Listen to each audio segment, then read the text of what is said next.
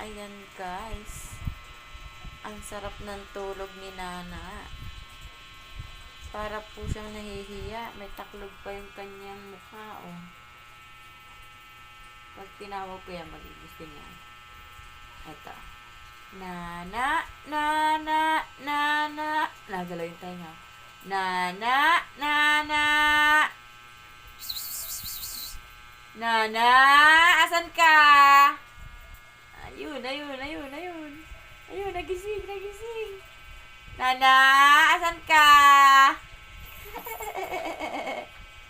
Nana, pipikit-pikit ka.